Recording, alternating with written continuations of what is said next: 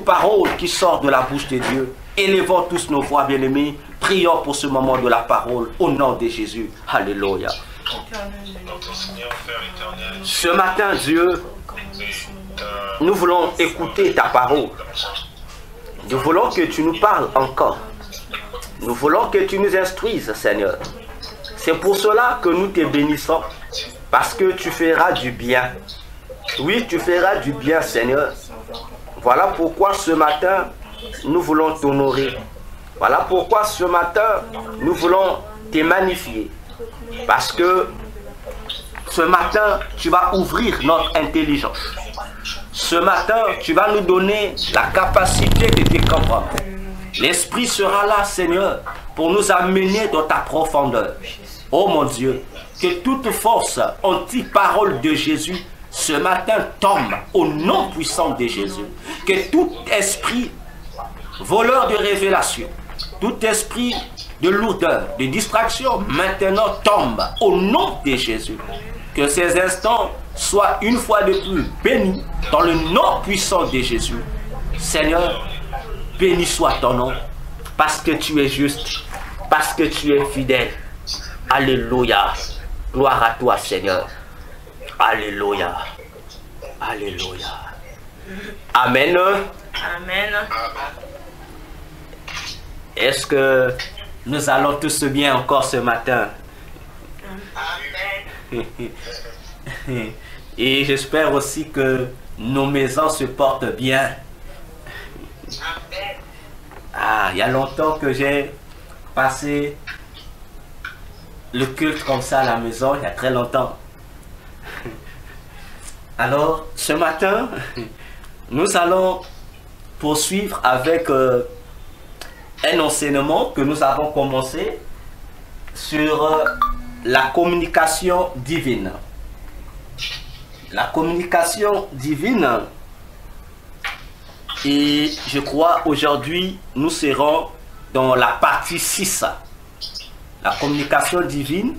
Aujourd'hui, nous serons dans la partie 6. Parce que nous avons vu la dernière fois, on a vu la partie 5. Il y a la partie 5A et la partie 5B. Donc aujourd'hui, nous allons voir la partie 6 qui a pour sous-thème la qualité de l'intercession. La qualité de l'intercession ou des prières de la coupe d'or des 24 vieillards. La qualité de l'intercession ou des prières de la coupe d'or des 24 vieillards. Je reprends pour une meilleure compréhension. Comme la communication divine, partie 5, notre sous-thème, partie 6, notre sous-thème, la qualité de l'intercession ou des prières de la coupe d'or des 24 vieillards. Et nous notons les versets que nous allons lire. On va lire Apocalypse 5, verset 8. Apocalypse 5, verset 8. Nous allons prendre Apocalypse 8, verset 3 à 4. Apocalypse 4, verset 1 à 4. Je reprends les trois versets. Apocalypse 5, verset 8. Apocalypse 8, verset 3 à 4. Apocalypse 4, verset 1 à 4. Amen. Alors, lisons la parole au nom de Jésus. Apocalypse 5, verset 8, déclare ceci. Et quand il y eut pris le livre, les 4 animaux et les 24 anciens se prosternèrent devant l'agneau, ayant chacun des harpes et des fioles d'or, pleines de parfums qui sont les prières des saints. Je prends Apocalypse 8, versets 3 à 4. La parole de Dieu déclare. Et un autre ange vint et se tint devant l'autel, ayant un encensoir d'or, Et plusieurs parfums lui furent donnés pour offrir avec les prières de tous les saints sur l'autel d'or qui est devant le trône. Enfin, je reviens sur Apocalypse 4, versets 1 à 4. La parole déclare: après ces choses, je regardais, et voici, une porte fut ouverte au ciel. Et la première voix que j'avais ouïe comme d'une trompette, et qui parlait avec moi, me dit: monte ici, et je te montrerai les choses qui doivent arriver à l'avenir. Et sur le champ, je fus ravi en esprit, et voici, un trône était posé au ciel, et quelqu'un était assis sur le trône. Et celui qui était assis apparaissait semblable à une pierre de jaspe et de sardoine, et autour du trône paraissait un arc-en-ciel semblable à une émeraude.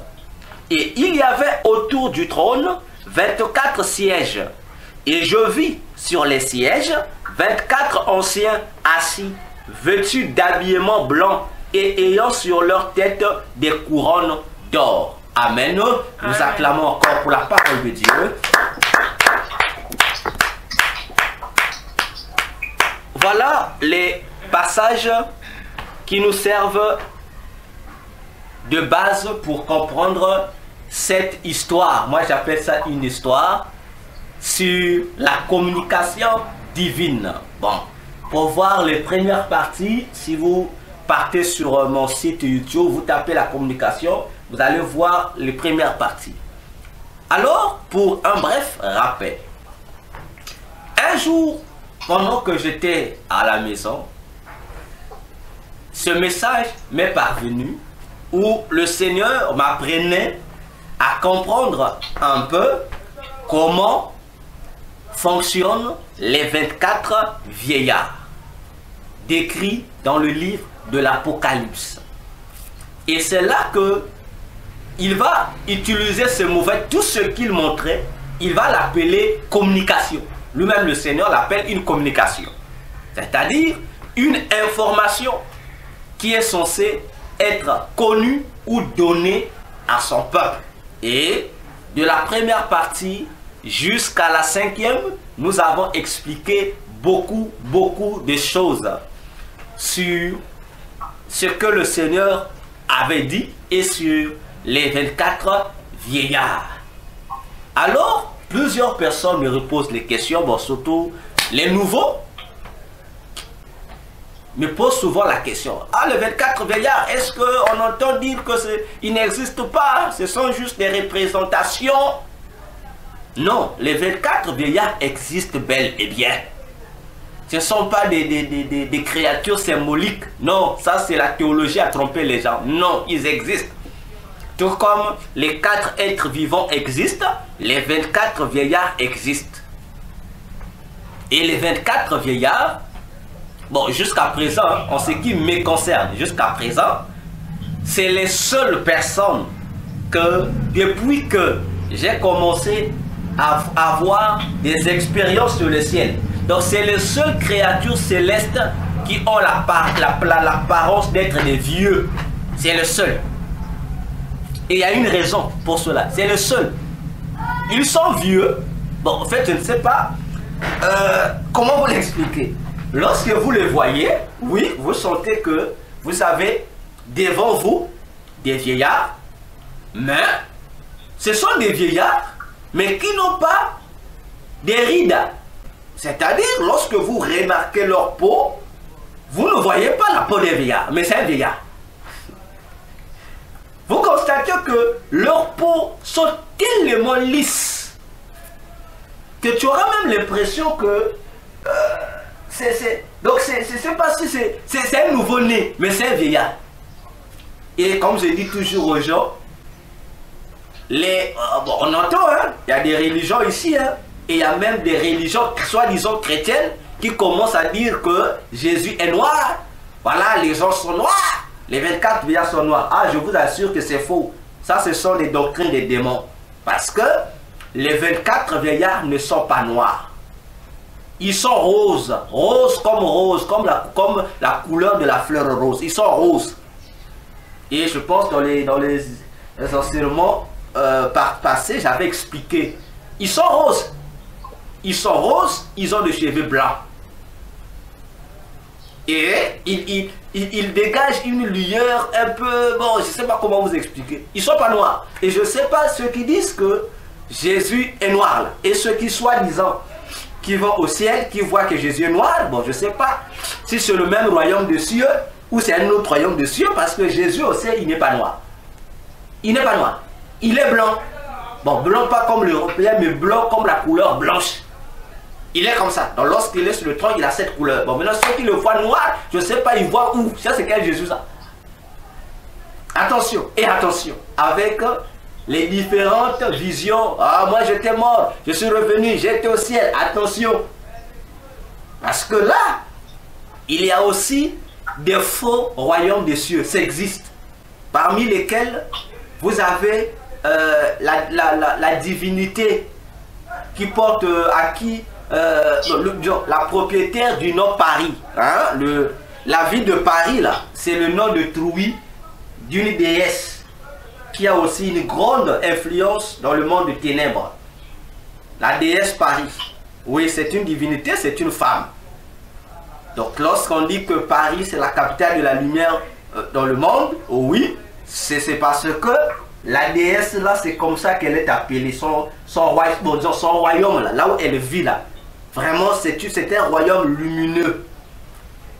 Et je vous assure, lorsque on m'envoie les liens de certains témoignages sur le ciel, je ris. Bon, il n'y a pas que moi qui ris. Sûrement aussi, les anciens occultistes ou ceux qui sont toujours magiciens, comme je l'étais, lorsqu'ils écoutent ça, ils savent que la personne là n'était pas au ciel de Jésus. La plupart de ceux qui reviennent là, ils ne vont pas au royaume des cieux, mais ils vont dans le royaume de la déesse Paris. Bon, certains l'appellent Paris, mais ça s'écrit comme Paris, c'est Paris. C'est là-bas. Si vous arrivez là-bas, je vous assure, tu diras que tu es au ciel. Tu diras vraiment que je suis au ciel, alors que tu n'es pas au ciel. Tu es dans l'une des sphères de Satan. Et là aussi, on va te donner l'impression que tu es au ciel. Alors la seule manière qui va te permettre de comprendre que tu n'étais pas au ciel, c'est quoi? C'est lorsque tu vas revenir sur la terre. Prends la Bible. Ce que tu as vu, ce qu'on t'a dit, cherche ça dans la Bible. Tu vas voir que c'est contraire. Il y a une totale contradiction. Alors que lorsque tu vas au ciel, ce que tu vois là-bas doit être conforme à la description du ciel telle que décrite dans la Bible. Voyons donc, les 24 vieillards sont des créatures qui existent bel et bien. Ils ont plusieurs fonctions. Et dans cette révélation sur la communication divine, nous sommes en train de voir les différentes fonctions de ces 24 vieillards qui servent aussi pour notre vie chrétienne. Parce que, comme je l'avais dit, pour le Seigneur, tout ce qu'il a créé est une fonction. Ces anges sont des fonctions. Des fonctions qui sont en même temps, moi j'aime vous appeler les leçons, des leçons spirituelles pour nous aider à comprendre comment nous devions nourrir et perfectionner notre vie chrétienne avec Christ. Ainsi, les 24 vieillards nous communiquent plusieurs informations à propos de notre intimité avec Christ, à propos du service chrétien, à propos de la manière dont nous devions nous préparer pour être ces citoyens célestes. Alors, dans les passages que nous avons lus, on nous explique que les 24 vieillards ont dans la main, ils ont des coupes d'or qui sont remplies de parfums. Et on dit ces parfums-là ce sont des prières des saints sur la terre. Et ils sont là pour les récolter ou les recueillir. Alors, à ce niveau-là, nous avons détaillé beaucoup de choses. Et aujourd'hui, nous allons maintenant voir la qualité de l'intercession. Puisque nous avons parlé d'intercession par rapport aux 24 vieillards. Donc la qualité de l'intercession ou des prières contenues dans la coupe d'or des 24 vieillards. C'est-à-dire, nous voulons voir, on dit que c'est qui le contenu des coupes des 24 vieillards, ce sont des parfums. Des prières, mais des parfums, des prières converties en parfums. Mais nous allons voir la qualité de ces parfums. Parce que c'est la qualité de ces parfums qui va déterminer la qualité des prières ou de l'intercession qui est agréée au ciel. Comme je l'ai toujours dit, nous prions beaucoup, mais ce ne sont pas toutes les prières que nous adressons à Dieu qui arrivent au ciel. Non, il y a des prières qui restent sur la terre ici, qui ne vont même pas au ciel. Il y a des prières lorsqu'elles traversent les cieux, lorsqu'elles arrivent là-bas, au niveau de l'espace là-bas, ça s'anéantit là-bas. Donc, il y a des réalités bizarres. Donc, pour qu'une prière puisse arriver devant le trône de Dieu, même pas même devant le trône, puisse arriver au ciel seulement, il y a des conditions que cette prière doit remplir. Et c'est ici que j'appelle la qualité de la prière, je vous assure. La qualité de la prière. Bon, j'ai parlé d'intercession parce que on a plus parlé d'intercession là-bas. Intercéder conformément aux 24 vieillards. Alors, il y a une réalité qui doit retenir notre attention. Bon, pour ceux qui écrivent, vous pouvez noter le grand 1. Le grand 1, on dit qualité du parfum. Grand 1, qualité du parfum. Vous savez, bien aimé dans le Seigneur Jésus-Christ, il y a plusieurs types de parfums. Et chaque parfum se distingue de l'autre par 2 critères. Donc, chaque parfum, dans la diversité des parfums qui existent dans le monde, se distingue de l'autre par rapport à 2 critères.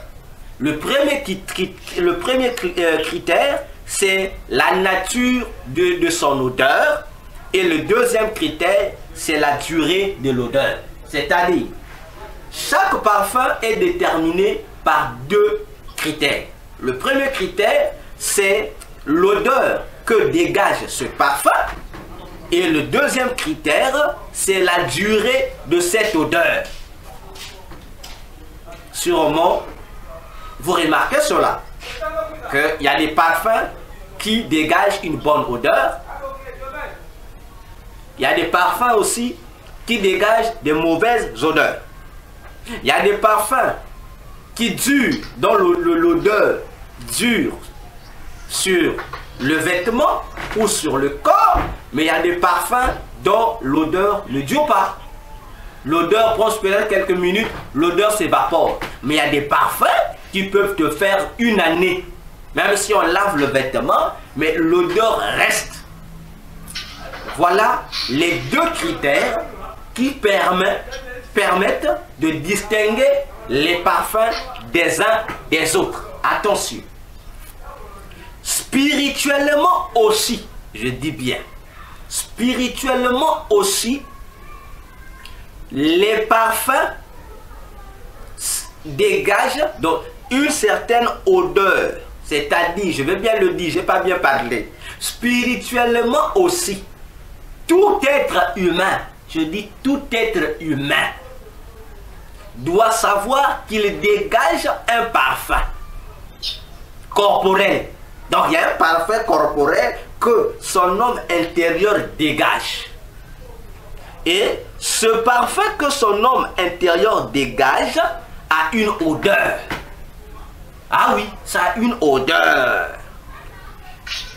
Voyez-vous, ça a une odeur. Cependant, la qualité de cette odeur-là, la qualité de cette senteur-là dépend de certains composants qui constituent sa fabrication. Un parfum a une odeur, mais l'odeur du parfum dépend des éléments qui constituent sa fabrication. Donc les ingrédients qu'on y a mis permettent au parfum de présenter une certaine senteur ou une certaine odeur. Attention! Spirituellement, tout homme émet ou dégage une certaine odeur, c'est-à-dire un parfum. Et ce parfum qu'il émet est senti par tous ceux qui sont dans le monde spirituel. Dieu et ses anges, Satan aussi et ses anges sentent ça et savent ça. Alors, si les 24 vieillards ont dans leur coupe les prières, on dit que ce sont des parfums, oui, mais comment une prière va-t-elle devenir un parfum? Mais c'est simple à comprendre. Simple à comprendre. C'est quoi une odeur? Une odeur est une vapeur que une personne dégage. Une odeur, c'est, je dirais, un vent que la personne sort au-dedans de lui. Mais c'est quoi la prière? Réfléchissons. La prière, ce sont les paroles que nous dégageons, les paroles que nous prononçons. Mais si nous regardons bien, les paroles que nous sortons dans notre bouche, mais c'est quoi? C'est le vent, non? C'est le souffle, non? Hein? Lorsque nous parlons, nos paroles là, c'est un vent, non? C'est un vent que nous dégageons, c'est une vapeur que nous dégageons. Et cette vapeur, comme c'est une vapeur, lorsqu'elle arrive au ciel, non, avant même d'arriver au ciel, lorsqu'elle va arriver à quelques mètres du ciel, cette odeur sera sentie par les responsables qui doivent recueillir cette prière pour les amener dans les lieux de stockage des prières. Attention, attention, toutes les prières ne montent pas directement sur le trône. Qu'on ne nous trompe pas. Il y a des prières, lorsqu'elles sont faites, elles vont directement apparaître devant le trône de Dieu, mais il y a des prières qui suivent pour certaines procédures du ciel. Comme je dis toujours, le ciel, c'est un royaume qui est administré. Le ciel, c'est comme nos États, c'est comme nos pays. Il y a des administrateurs, il y a des procédures. Alors, tout humain doit comprendre que si physiquement son corps dégage une certaine senteur corporelle, spirituellement aussi, son homme intérieur dégage aussi une senteur spirituelle. Ah oui, c'est ça le parfum.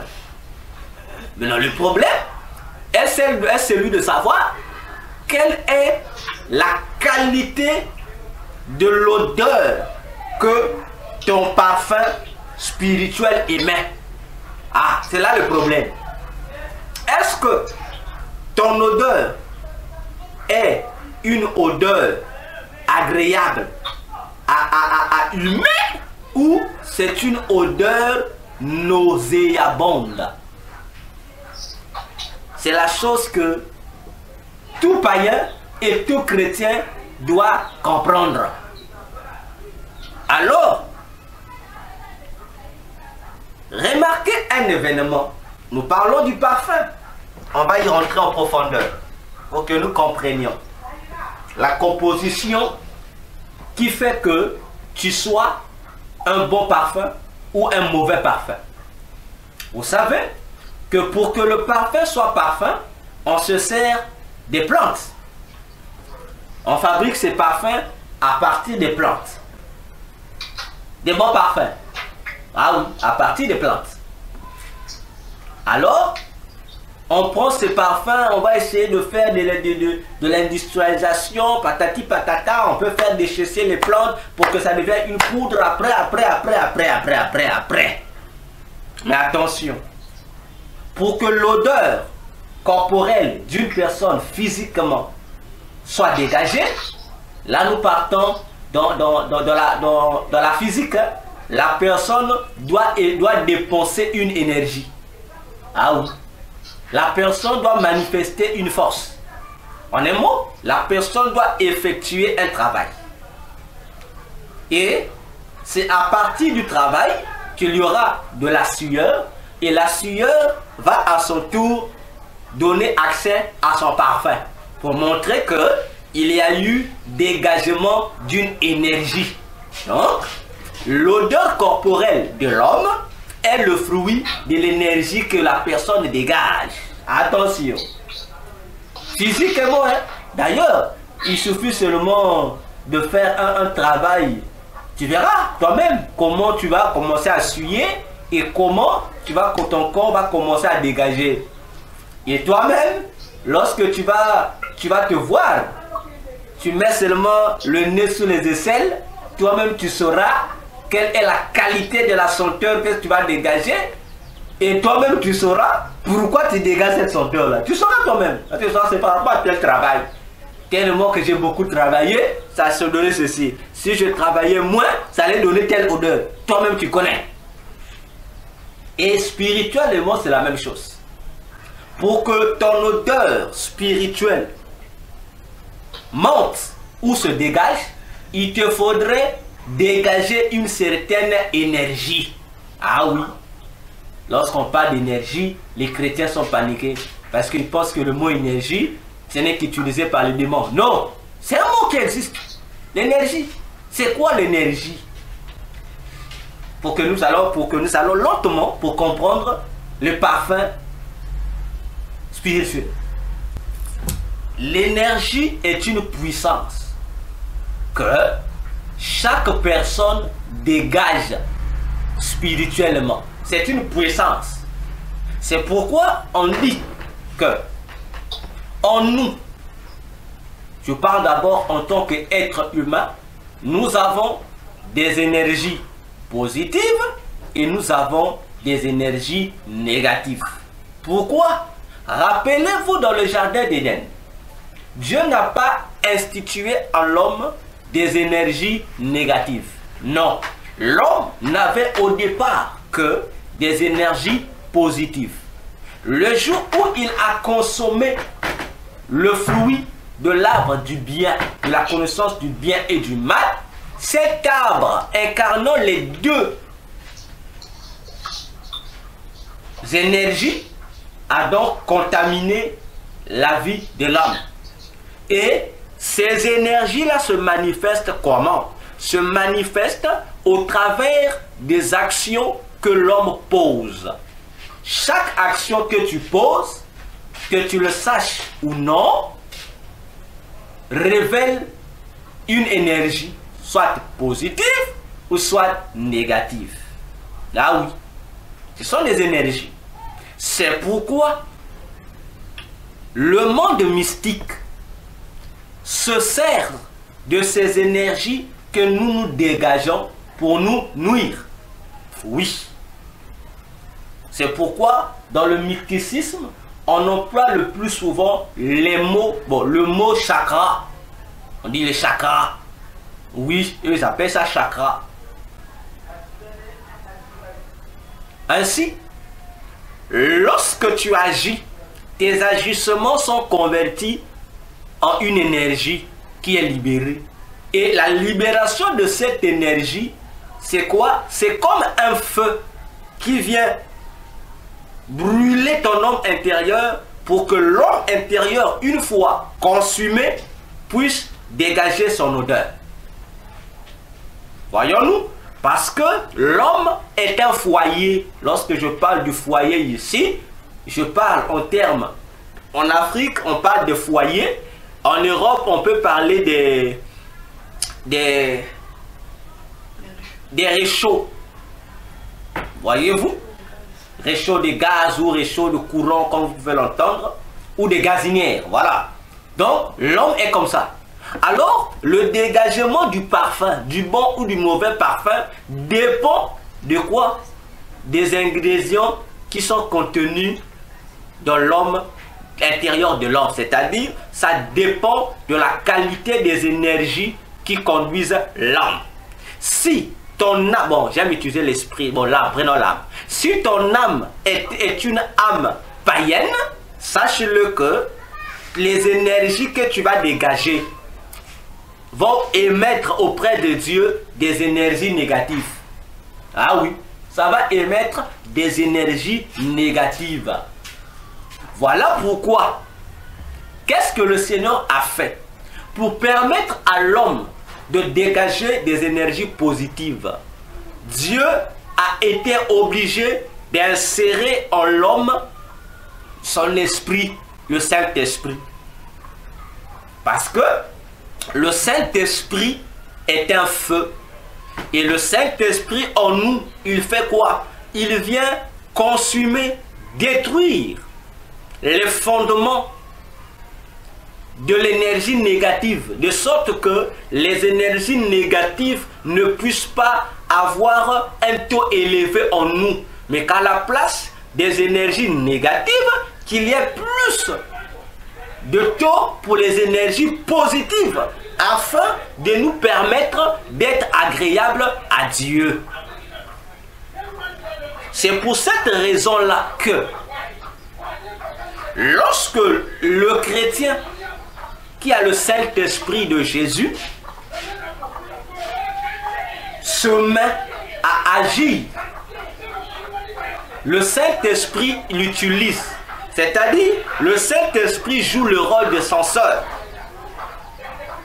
Si l'action que le chrétien veut poser est une action qui n'honore pas Dieu, le Saint-Esprit va interpeller le chrétien de sorte qu'il ne puisse pas ouvrir la vanne des énergies négatives, puisqu'il y en a en l'homme, parce que notre âme a été libérée du péché. Mais attention, notre âme est toujours logée, confinée dans un corps qui est encore péché, qui est encore dans le péché. Ah oui, le corps n'a pas encore été rédempté. Le corps aura sa rédemption seulement le jour de l'enlèvement de l'Église. Là, les chrétiens seront rédemptés. Mais pour le moment, nous n'avons que notre âme qui a été rédemptée. Ainsi, il y a toujours cette lutte-là entre les désirs de l'Esprit de Dieu et les désirs de la chair. La lutte, c'est quoi? C'est le bras de fer. Donc, les péchés adamiques qui est encore collé à notre chair cherchent aussi toujours à influencer notre âme. Mais de l'autre côté, le Saint-Esprit aussi cherche à influencer notre âme. Donc voilà la source des énergies négatives et positives en l'homme.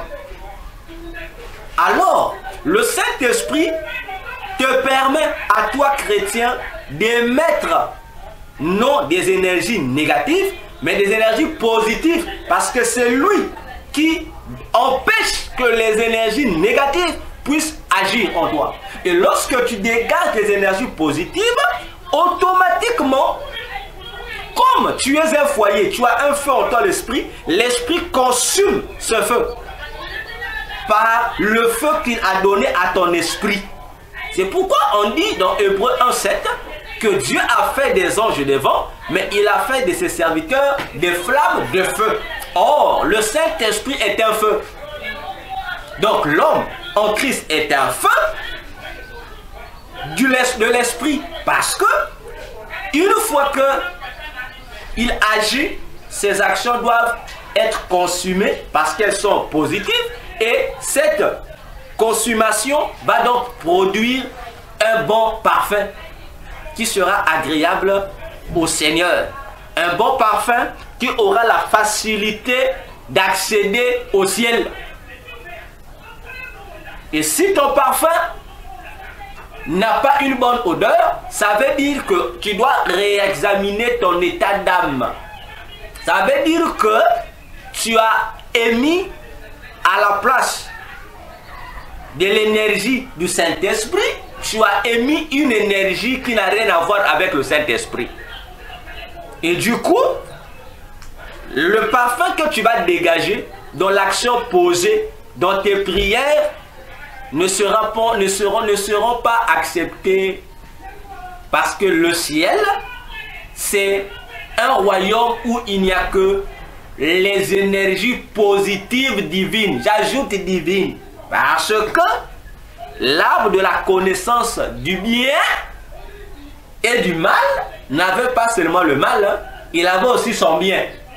Et c'est ce bien que les occultistes utilisent pour vous parler aussi, dans leurs termes, des énergies positives. Mais il y a des énergies positives de Dieu et les énergies positives de Satan. Ah oui, il y en a. Il y en a. Alors, à nous de faire énormément attention.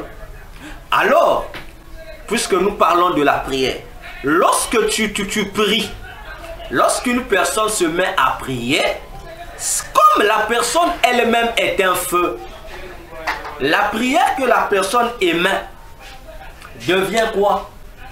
Devient une offrande que la personne veut offrir. Attention. Comme c'est une offrande, il faudrait que ton feu puisse consumer. Et le ciel va attendre quoi? Le résultat de la consommation. Mais le résultat de la consommation d'une offrande, c'est quoi? C'est la fumée qui s'y dégage. Attention. C'est la fumée qui s'y dégage. Et la fumée qui se dégage là, c'est quoi? C'est l'état de ton âme ou ton âme qui est offerte à Dieu. Rappelez-vous d'hier, je vous ai dit, l'âme de la personne a la forme d'une fumée. C'est une personne telle que tu es, mais son apparence, en fait, l'âme là se présente, vous voyez comme la fumée se dégage là. Vous voyez, c'est comme ça qu'elle a. Donc lorsque on offre à Dieu nos prières, sache que c'est une offrande que tu fais. Et l'offrande là, ton état d'âme là doit consumer pour donner seulement à Dieu. Dieu n'a besoin que de l'odeur. C'est-à-dire la fumée qui va y dégager. Parce que la fumée qui va y dégager, c'est ça même l'expression de ton état d'âme que le ciel va voir. Donc cette fumée-là, lorsque nous prions, nos fumées montent au ciel sous cette forme de fumée-là, de fumée des feux que nous allumons. C'est comme ça que ça monte au ciel. C'est le fumée. Donc ça monte sous forme de fumée. Et comme tout fumée a une odeur, bonne ou mauvaise, et comme je disais au départ, la nature de l'odeur d'une fumée dépend des choses qui la composent. Si vous brûlez un punais, ça va donner une mauvaise odeur. Si vous brûlez un papier, ça va donner une stock. Si vous prenez plusieurs papiers différents, chaque papier va donner une fumée et une odeur différente par rapport à sa composition. Pour dire, pour que les prières du chrétien, que le chrétien formule dans son cœur, soient capables de s'introduire dans les coupes des 24 vieillards, il faudrait voir la qualité de la fumée que ta prière dégage. C'est quelle fumée ça? Est-ce que ça a une bonne odeur? Est-ce que ça a une mauvaise odeur? Et pour ça, il faut que tu détectes quels sont les ingrédients qui alimentent ton état d'âme. C'est-à-dire, quelles sont les semences, les fruits qui animent ou qui alimentent, qui nourrissent ton état d'âme, pour ne pas dire ton âme. Est-ce les fruits du Saint-Esprit ou les fruits des faux Saint-Esprit? Parce que si ton état d'âme n'est pas alimenté par les fruits du Saint-Esprit, sache-le frère, sache-le sœur, que tout ce que tu vas émettre comme énergie, comme fumée, sera refusé au ciel.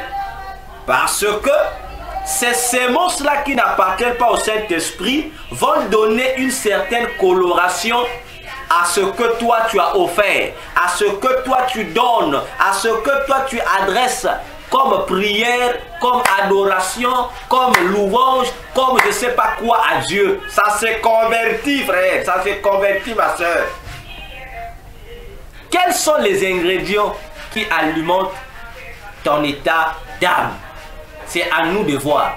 Parce que ces ingrédients-là vont déterminer l'énergie qui t'influence et également vont déterminer la coloration de l'odeur que toi tu vas dégager.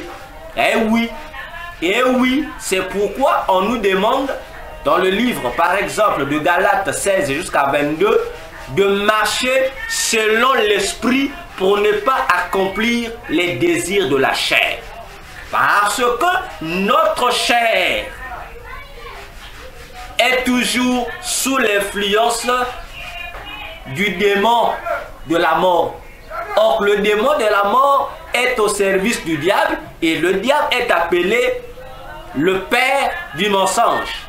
Le diable, c'est même lui, le promoteur du péché. Pour dire que notre corps a encore des péchés en lui. Ainsi, à nous chrétiens d'imposer à notre corps l'influence de l'Esprit de Jésus pour que notre espace d'état d'âme soit environné des ingrédients de l'Esprit. Pour que, lorsque tu te mettras à parler à Dieu ou à poser une action pour la gloire de son nom, que le feu qui est dans ton état d'âme qu'on puisse avoir comme bois de chauffe les fruits de l'esprit afin de te permettre de dégager une bonne odeur. J'espère que je me fais bien comprendre. Alors, parlons un peu des parfums de bonne odeur. Prenons la Bible dans le Psaume 141, verset 1 à 2. Le Psaume 141, verset 1 à 2. David a dit quelque chose de merveilleux. Il dit ceci. Psaume de David. Éternel, je t'invoque. Viens en hâte auprès de moi. Prête l'oreille à ma voix quand je t'invoque. Que ma prière soit devant ta face comme de l'encens et l'élévation de mes mains comme l'offrande du soir. Attention. David dit à Dieu, moi j'ai besoin que toi Seigneur, que tu me prêtes attention lorsque moi je me mets à t'invoquer. C'est-à-dire, lorsque moi j'ai besoin de toi. Il faut que toi tu agisses. Il faut que toi tu te présentes à moi pour me solutionner. Mais il dit, comment David va-t-il rentrer en contact avec Dieu? Il dit, c'est au travers de la prière. Et il dit, que ma prière soit comme l'encens. Or, l'encens, c'est un parfum qui dégage une bonne odeur. Qui dégage une bonne odeur. Ainsi, David avait compris ce secret que pour que Dieu l'entende, pour que Dieu l'écoute, pour que Dieu soit attentif à ses prières, pour que Dieu lui manifeste sa gloire, il faut que lui, David, prenne des précautions que sa prière puisse dégager une bonne odeur. Ah oui, David connaissait le secret de la consultation divine. Il faut que ça soit ainsi. Alors, bien-aimé dans le Seigneur, la prière ou le parfum de bonne odeur qui ont droit d'entrer dans la coupe des 24 vieillards, ce sont ces genres de prières qui sont faites par un chrétien sérieux. Oui, moi j'aime utiliser le mot sérieux. Un chrétien sérieux, c'est un chrétien qui a ses deux pieds en Jésus.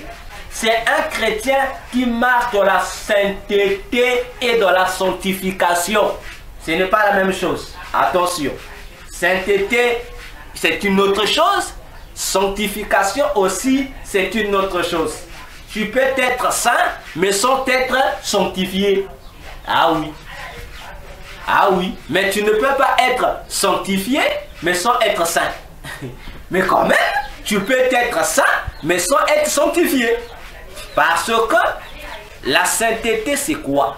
La sainteté, c'est mener une vie sans péché. Tout court, la sainteté. Des fois, nous les enseignants de la parole, nous les confondons. On confond sainteté et sanctification. Non, sainteté, c'est simplement marcher une vie dans une vie sainte. Une vie loin du péché. Tout court. Mais sanctification veut dire, tu vas mener une vie à part. Donc en dehors de la sainteté là, il y a des choses que toi tu ne pourras plus faire. Parce que quelque chose qui est sanctifié, c'est quelque chose qui est mis à part pour un travail spécifique pour le compte d'un tel.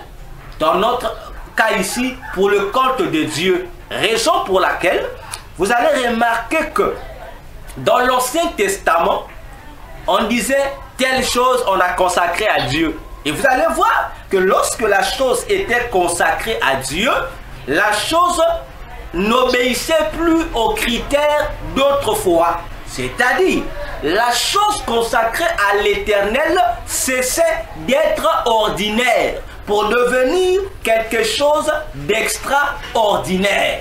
Attention. Attention. Je répète. Lorsqu'une chose est consacrée à Dieu, cette chose-là cesse d'être ordinaire. Si tu es consacré à Dieu, comprends que en dehors de l'exigence de la sainteté, il y aura certaines conditions que le Seigneur Jésus lui-même va te donner, que tu es tenu à suivre.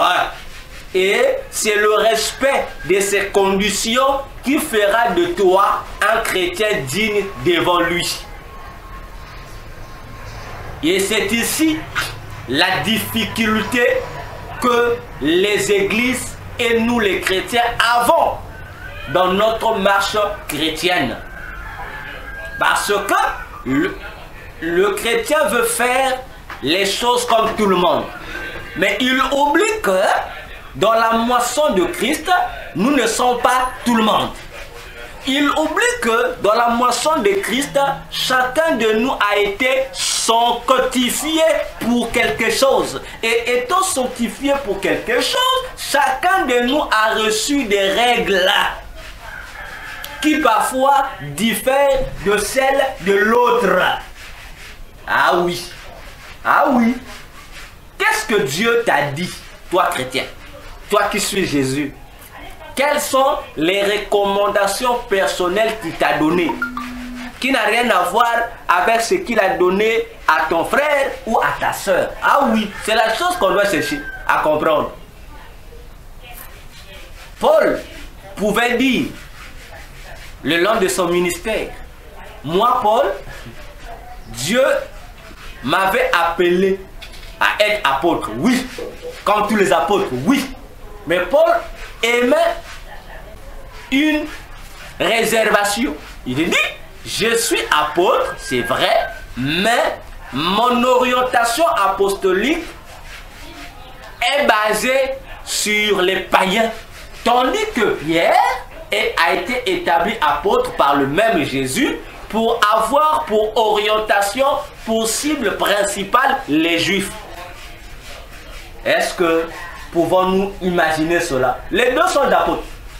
Paul a prêché les Juifs aussi, mais sa priorité ce sont les païens. Paul aussi a prêché les Juifs, plutôt Pierre a prêché les Juifs et les païens, mais sa priorité sont les Juifs. Paul a prêché les Juifs et les païens, mais sa priorité sont les païens. Attention, C'est là où il y a un problème avec les hommes de Dieu dans le ministère. Ce que Dieu t'a pas dit de faire, ne fais pas. Ce que Dieu t'a dit de faire, fais.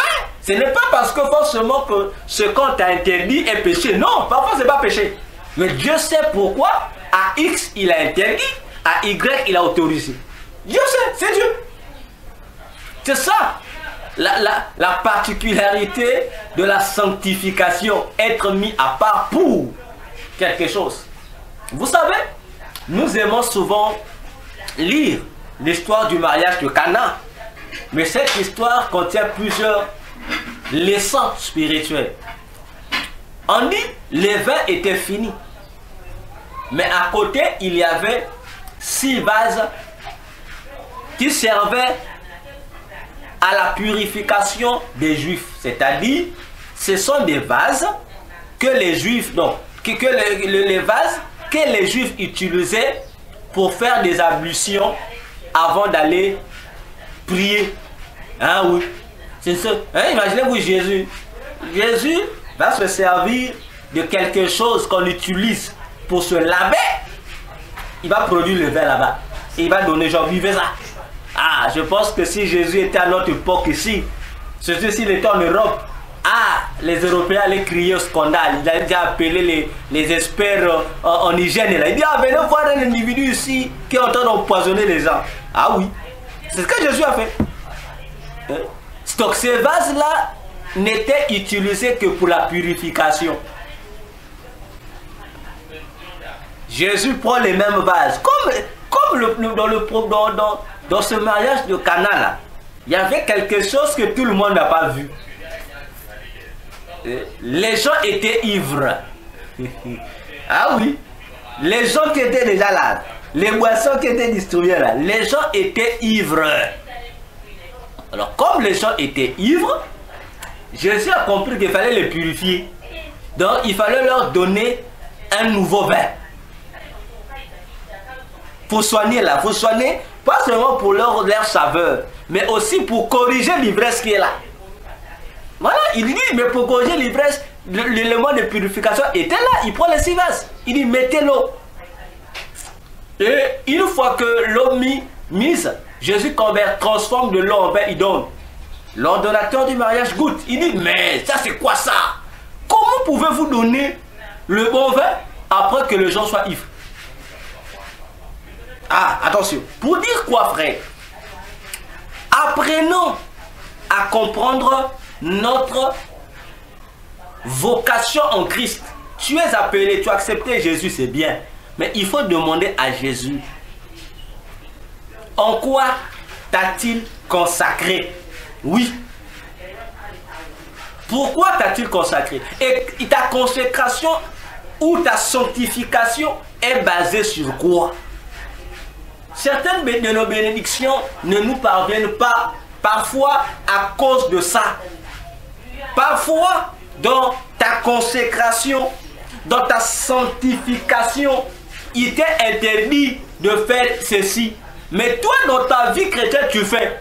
Donc pour Dieu, tu es dans l'interdit. En fait, il ne va pas te donner cette bénédiction-là. Attention avec notre marche. Attention avec nos prières que nous élevons à Dieu. Ces prières doivent se convertir en des parfums de bonne odeur dans le royaume des cieux. Pour que Dieu puisse prêter attention à ces prières. Pour que les anges au ciel s'activent pour traiter ces prières-là. Pour que les 24 vieillards aussi aillent dans les salles de prière pour recueillir dans leur coupe tes prières. Sinon, il n'y aura pas cette action ni cette opération. Ah oui, c'est pourquoi Paul pouvait dire dans 2 Corinthiens 2, le verset 15, il dit, sur la terre, on a 2 types d'hommes en matière d'odeur. Il dit, il y a des gens qui dégagent l'odeur de la mort et il y a des gens qui dégagent l'odeur de la vie. Attention, ceux qui dégagent l'odeur de la mort, ce sont des gens qui n'ont pas Christ. d'une part, et d'autre part, des gens qui avaient Christ, mais qui ont perdu Christ. Ah oui, le chrétien qui est devenu apostat, il n'a plus Jésus en lui. Le Saint-Esprit n'est plus en lui, donc il est redevenu païen. Et la mort a repris le contrôle. Les personnes, par contre, qui ont l'odeur de la vie, ce sont les personnes qui marchent dignement en Jésus-Christ. Parce que là, c'est l'esprit de Jésus, les énergies de Jésus qui communiquent la bonne senteur de Jésus.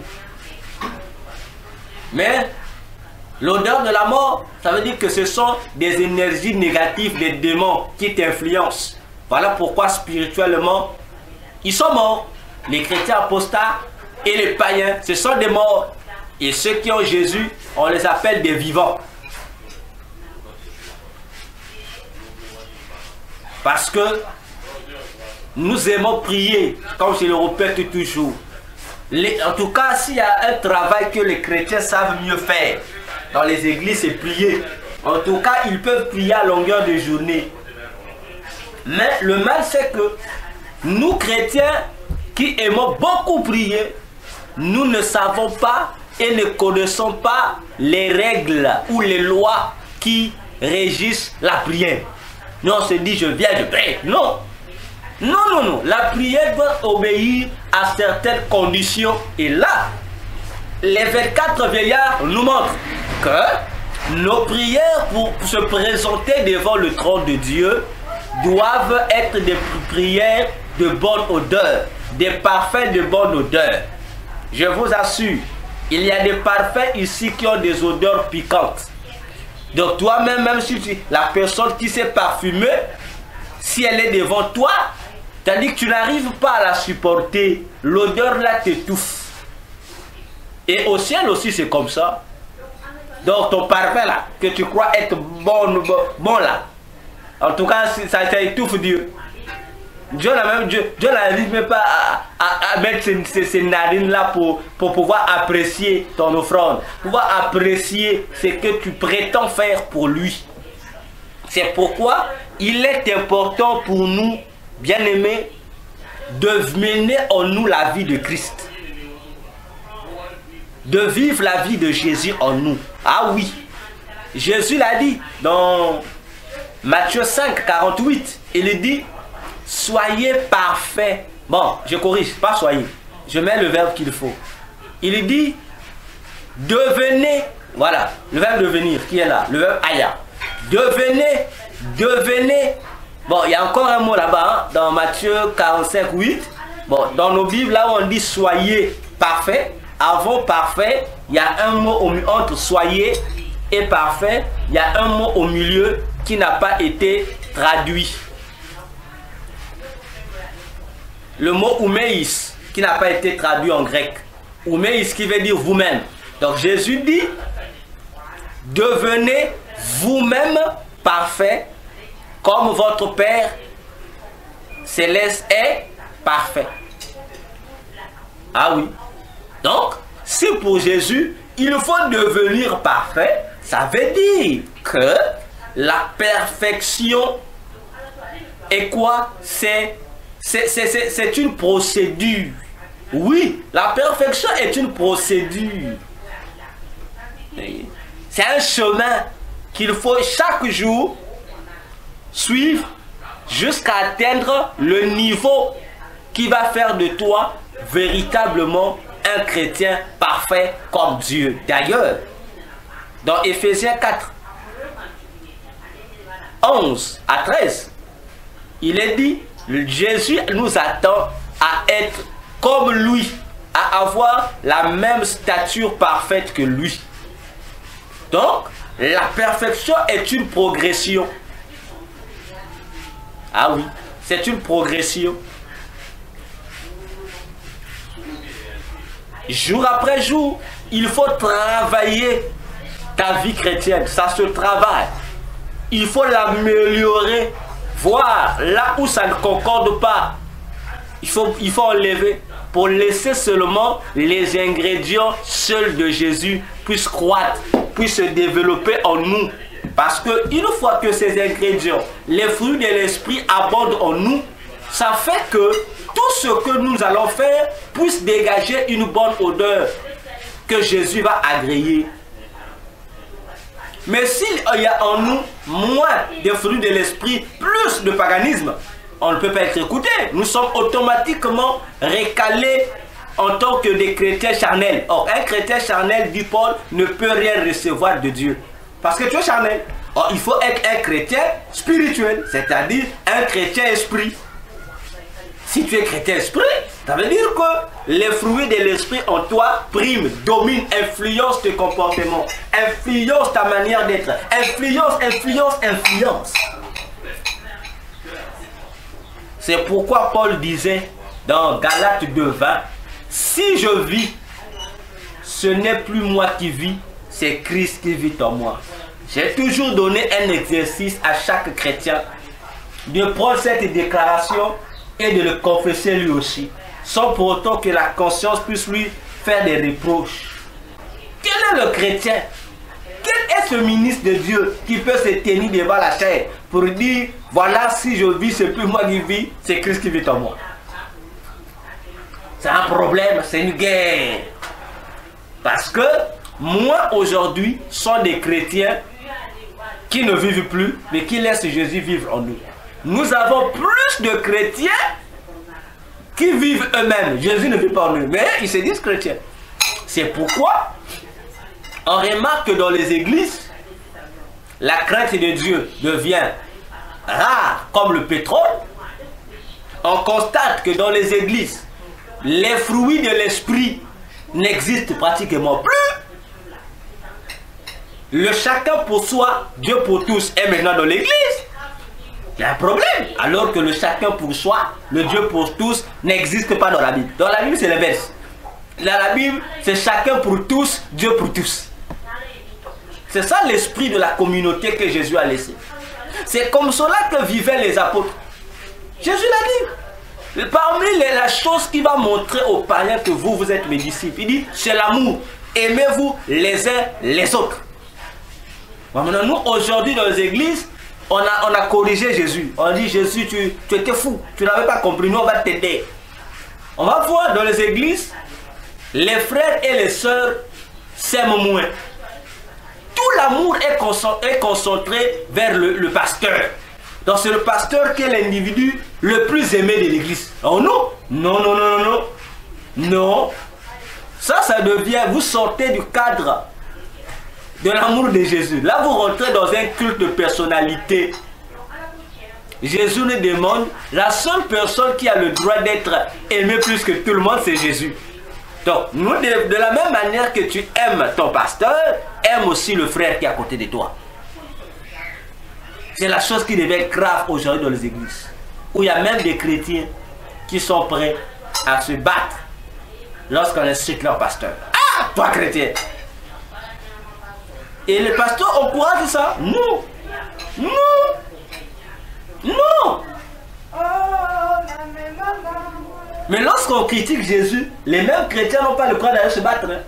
Ah non, non, ils se cachent. Mais lorsqu'on touche leur pasteur, il y a même d'autres qui ont des slogans. Ah, touche pas mon pasteur. Oh, non, faut rectifier ça. Dites, touche pas à Jésus. On insulte Jésus, on parle pas. Parce qu'on insulte seulement le pasteur tel. Hey! Hey! Les chrétiens vous créent des émissions pour vous insulter. On vous appelle, on vous insulte. Mais je ne comprends pas.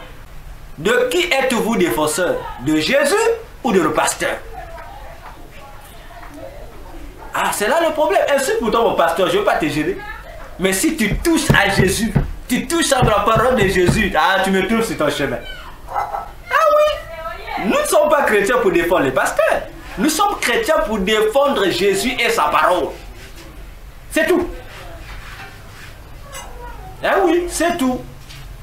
Alors, chrétiens, si nous voulons que nos prières soient des prières de qualité, que nos intercessions soient des intercessions de qualité,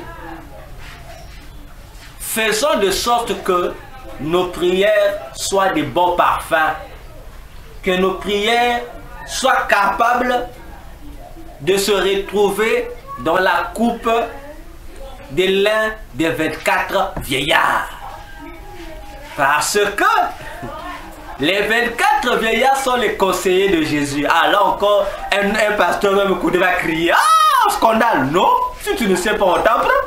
Maintenant, si tu doutes, dis à Jésus de t'amener au ciel, bah, tu vas voir là-bas. Ce sont les conseillers de Jésus, non? Oh. Mais ce sont ces conseillers. Oh. Donc, ils ont la facilité de faire boire à Jésus ta prière.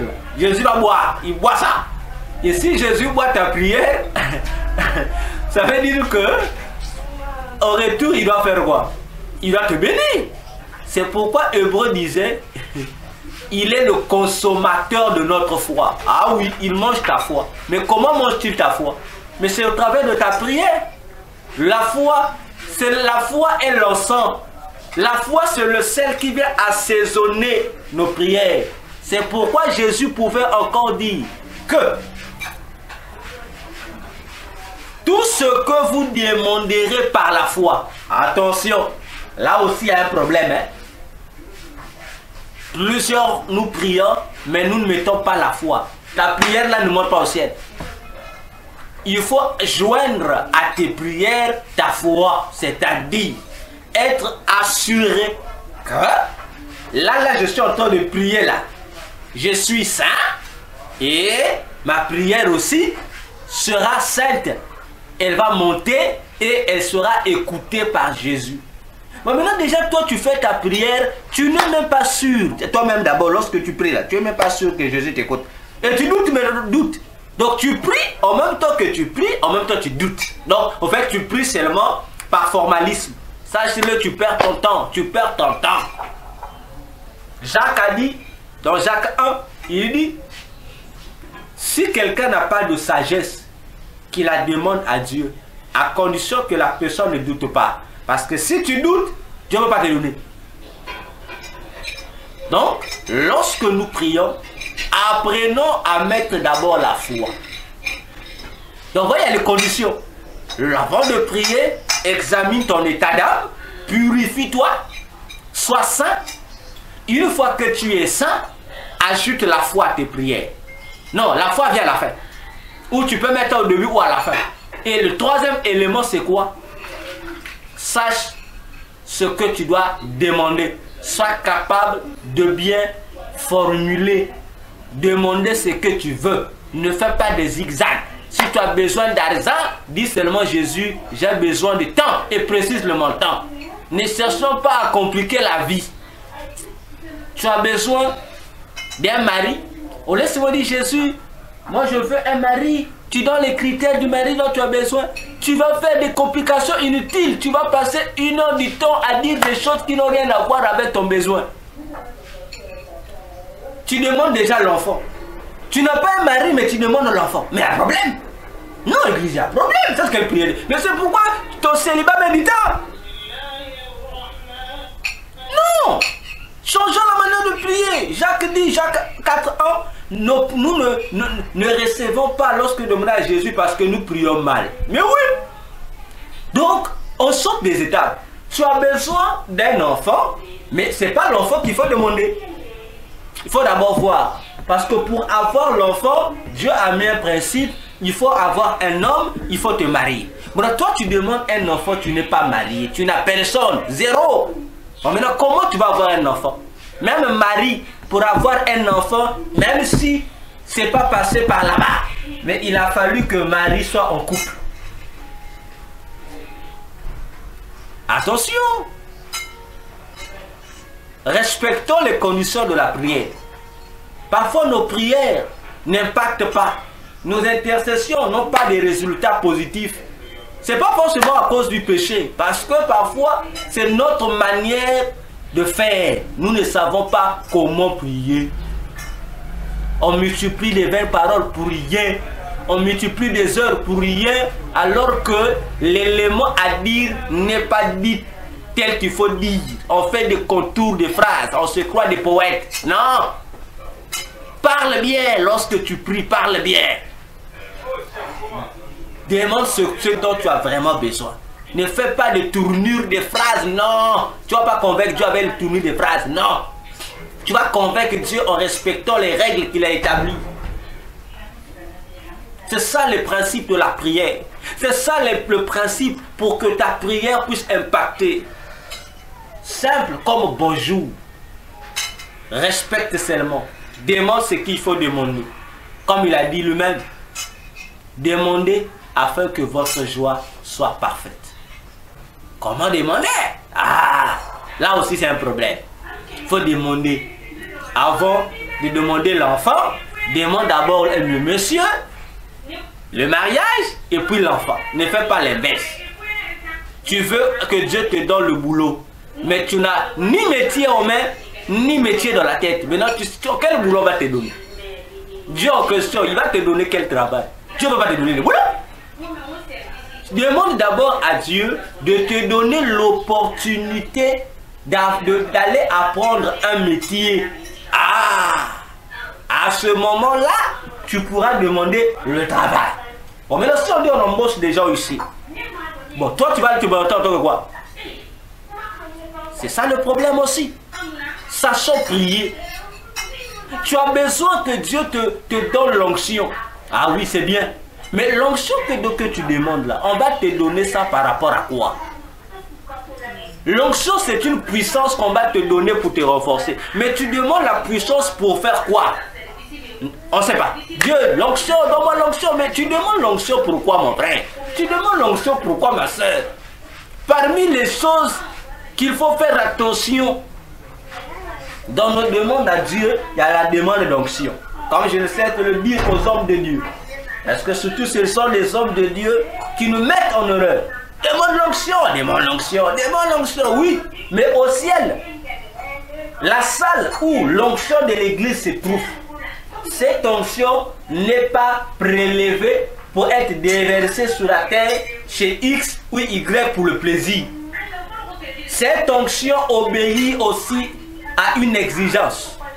Le niveau d'onction demandé égale à nombre de personnes à gagner ou à sauver ou à guérir. Attention, vous qui aimez l'onction, l'onction, tous les jours l'onction, on ajoute. Mais pose-toi la question, depuis que on t'ajoute l'onction là, est-ce que ton onction remplit les critères qu'on exigeait? Parce que si ce n'est pas le cas, une fois que tu seras au ciel, on va t'en demander les comptes. On va te montrer la liste là. Tel jour tu as demandé l'onction. On t'avait donné 1 degré. Le 1 degré équivaut à 5 âmes qui doivent bénéficier du salut. Qui doivent bénéficier de la puissance de Dieu. Mais toi ici, il y a eu 0. L'autre jour, donc on va te faire la totalité des bénéficiaires de cette onction. Que toi tu n'as rien. Et ça, plusieurs hommes de Dieu entreront au ciel, certes, mais n'auront pas de récompense à cause de ces petites choses-là. Je vous assure, Église, lorsque parfois je dis ces choses, moi-même, je pleure. J'ai des larmes aux yeux. Lorsque je disais ça aux gens, au début de ma conversion, j'ai dit, j'ai vu des hommes de Dieu au ciel. Jésus dit, celui-là, il est pour lui ici au ciel, oui, mais il n'a aucune récompense. Mais Jésus, comment? À quoi de petites choses seulement? Tu rentres au ciel, tu es content, mais tu n'as pas de récompense. Et j'ai dit aux gens ici, il y a même des chrétiens, surtout les hommes de Dieu, plusieurs hommes de Dieu ici sur la terre, au ciel, ils seront des sans-abri. C'est-à-dire, il est au ciel, mais il n'a pas un abri. Donc il est pour lui là, il peut aller partout. Mais il n'aura pas un toit à lui, une maison propre à lui, il n'en aura pas. Mais il est au ciel. Frère, faites attention. Le ciel, ce n'est pas ce qu'on nous raconte là. Ah, le ciel a des réalités auxquelles nous devons faire attention. Ce n'est pas en vain. Jésus a dit dans Matthieu 11 que depuis le temps de Jean-Baptiste, le ciel est forcé et ce sont les violents qui en ont part. Les frères, lorsque tu es au ciel là, on te montre les réalités du ciel. Tu vas dire, non, mon pasteur m'avait menti. Et oui, parce que nous sommes nombreux. Les bergers des églises, les prophètes, les docteurs, les pasteurs, les évangélistes, apôtres, qui aimons pousser les gens là au ciel. Mais en réalité, les choses qu'on dit n'ont rien à voir avec la réalité qui se passe au ciel. Donc, au ciel, c'est autre chose. Ah Jésus, depuis que je prie, je n'ai pas gain de corps dans ma prière. Ah vraiment, est-ce que tu me vois? Non frère. Avant d'aller insulter Jésus comme ça, pose-toi d'abord la question. Est-ce que tu es en règle dans les principes de la prière? Attention. Est-ce que tu es en règle? D'abord là, est-ce que tu respectes les conditions de la prière? Est-ce que ta prière est un mot parfait? C'est la question d'abord qu'il faut se poser. Parce que, comme je disais à un homme de Dieu, arrête de nous prêcher le mensonge que tu nous prêches là. Au ciel, lorsque nous irons au ciel, nous serons comme des statuettes. On sera là tout le jour devant le trône comme des statuettes. J'ai dit, mais vous avez trouvé ça où? J'ai dit, c'est faux. Vous dites une chose qui n'existe pas au ciel, qui ne se fait pas au ciel. Au ciel, ce n'est pas tous les jours que les gens viennent se présenter devant le trône pour adorer. Non, c'est faux. Au ciel, il y a des gens qui travaillent. Les 24 vieillards ne sont pas seulement, comme on dit, matin, midi, soir, assis là. Non, ils se déplacent aussi.